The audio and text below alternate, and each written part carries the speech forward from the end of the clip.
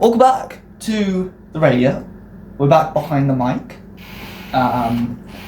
See how good. There's a couple things. On air in 1 minute, so I'm gonna have to make this quick.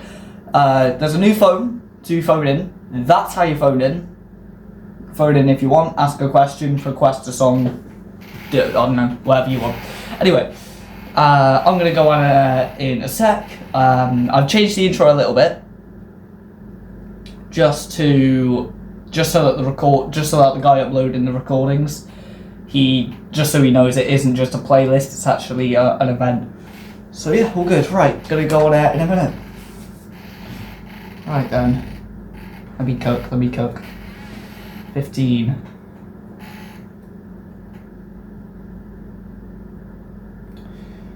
Nine, 8, 7, 6, 5, 4, 3, 2. Welcome to Joe's radio show. Here on the 6th of March 2026. After the adverts, we'll hear songs from Chase and Status, Mackie G, and Lovejoy before diving into the best in F1 practice and also F1 Grand Prix potentially getting cancelled, as well as Gladiator Speedway news. All that to come in the next 2 hours.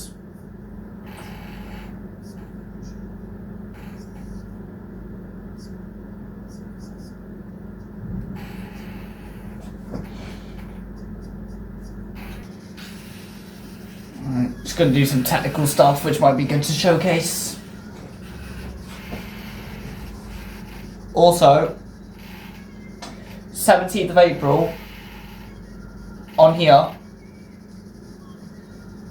remember that date? Right. Gonna do something in a minute. So I've got 2 versions of All Goes Wrong by Chase and Status, and I like them both, so I've worked out a transition that I'm gonna do.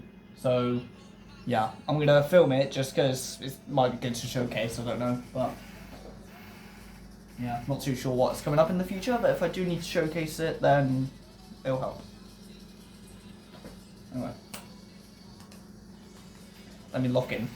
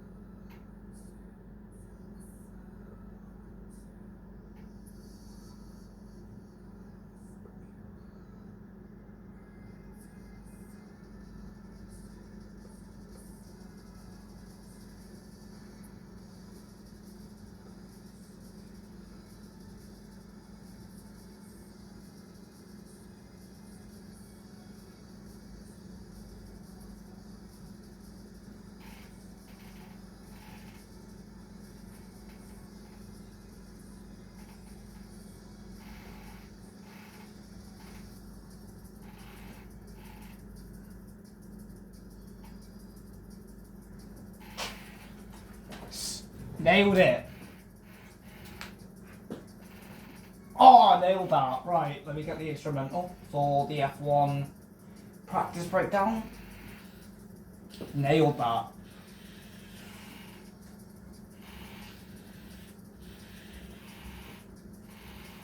The challenge of that one was, so I had to play it, kind of have it go in the background, then when he sings All Goes Wrong, on both tracks it has to kind of sync up together, or they have to kind of harmonise. And it harmonised perfect. I was rehearsing that a little bit before the show, because I knew I wanted to play this song, but I didn't know which version. But I've got away with doing both of them at the same time, which is like, get in. Welcome to Ocean City Radio's Motor Show. I'm your host, Joe Singh, and it's great to be here as you're currently listening to the instrumental of Skins by Pete Rock. But You're listening to the instrumental because we're going through the F1 Australian Grand Prix practice. There's a lot of news on F1 recently. I'll cover it. I'll cover more of it later on in the show. But I'll cover specifically what's been happening over the last night here in the UK. But in Australia, it's been the day in free practice. Oscar Piastri and Charles Leclerc tops the times. Charles Leclerc taking P1 in free practice 1 before Oscar Piastri took second in the second. Took first in the second practice session, should I say. But Aston Martin are looking awful as their Honda engine is causing a vibration through the car when it's running. And it's such a bad vibration. It's almost it's a shake that's so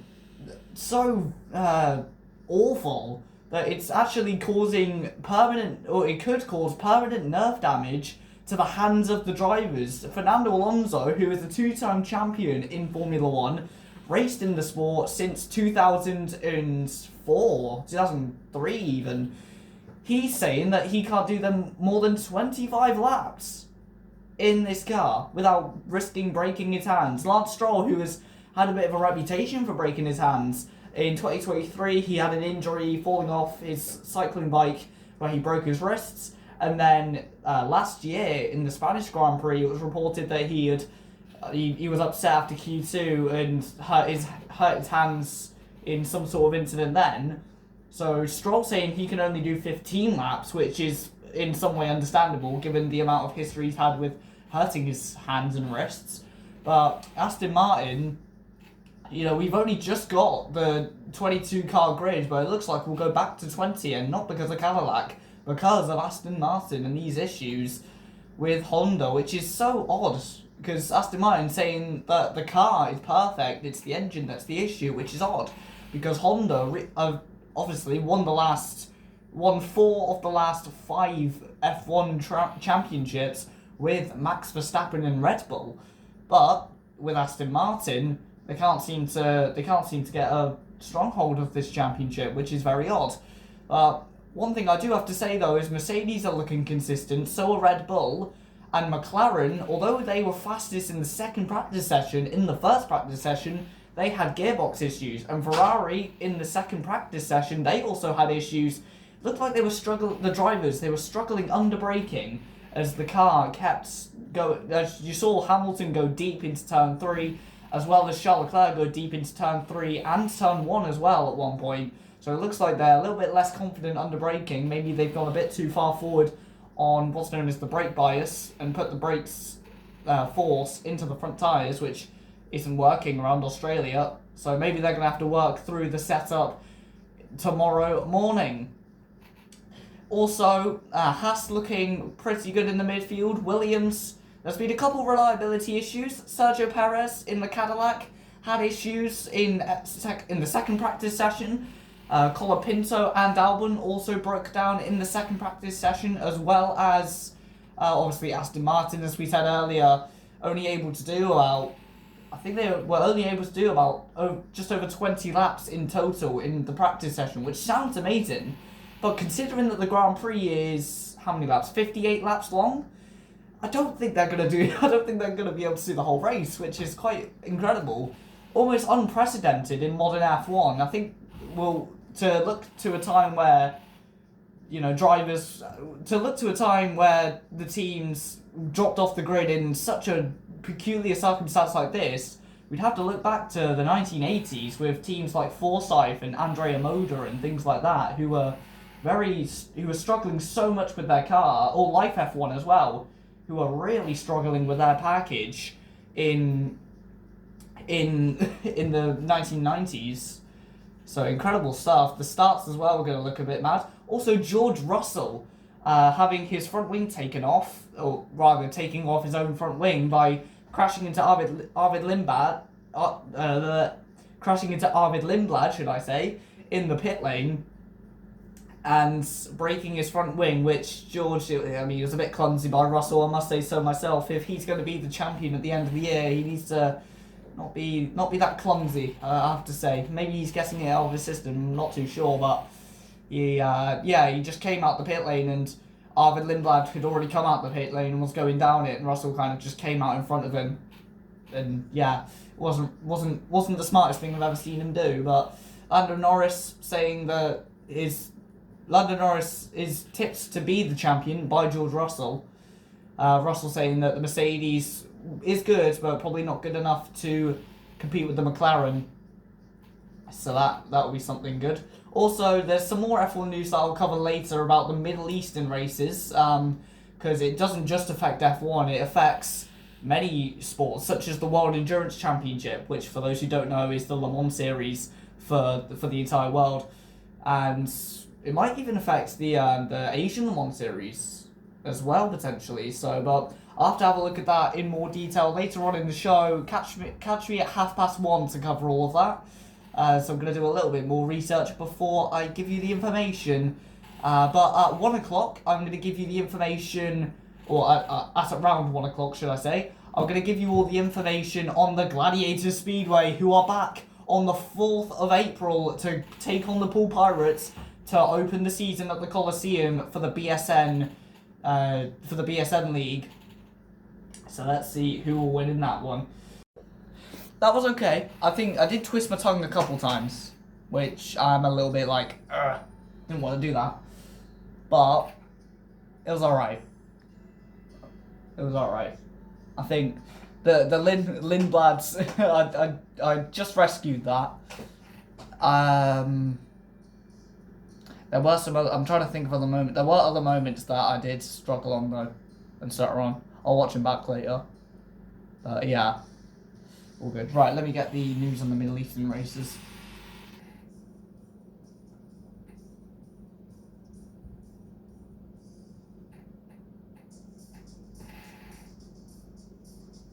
So, we're back. After a bit of a party time there. We'll have another party time in a minute, but we're going to go through a couple other songs later on. But first, I need to tell you all about the OBM Gladiators versus the Poole Pirates, taking place Friday and Saturday on April 3rd and April 4th of 2026. You should definitely keep an eye on this. It's dirt bike speedway racing at its finest. The rivalry is continuing. So it's the Poole Pirates versus the Plymouth Gladiators. So on the 3rd of April, the Gladiators will make the trip all the way to Poole on the 3rd of April to face the Pirates in the opening fixture of the season.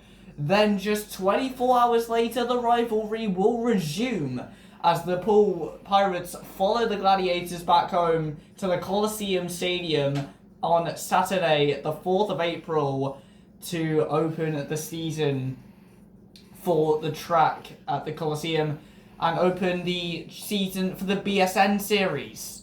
So keep an eye on that on the live streams on Poole Pirates and Gladiators, and also if you want to come down and watch live, then also feel free to do so as well. As we have riders like Ben Barker and Tobias Thompson vying for top honours for the Gladiators, which is the home squad, the Argyle of Speedway, if you like.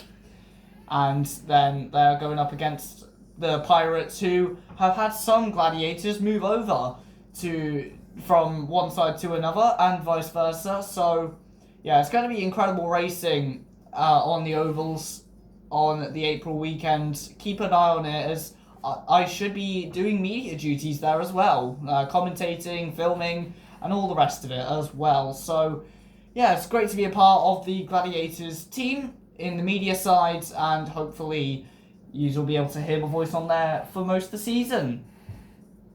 Anyway, I'll go over the rest of the news of motorsport in the Middle East later on, around 1:30. But next up, I'm going to play a couple more chill songs to calm down from the party time before then kind of gradually going back up into a party time for the end of the show. So, one thing I forgot to mention earlier on is the Brit Awards happened last weekend, and Olivia Dean was the main winner of the entire show, winning many awards, one with Sam Fender and 2 on her own. I forgot what the awards were specifically, but she did win an award, if I'm not mistaken, for Song of the Year. I could be wrong. And it was for this song you're about to hear called So Easy. So we're going to play that, and then we're going to play Arctic Monkeys 505 before playing other songs as well, which you'll hear in due course.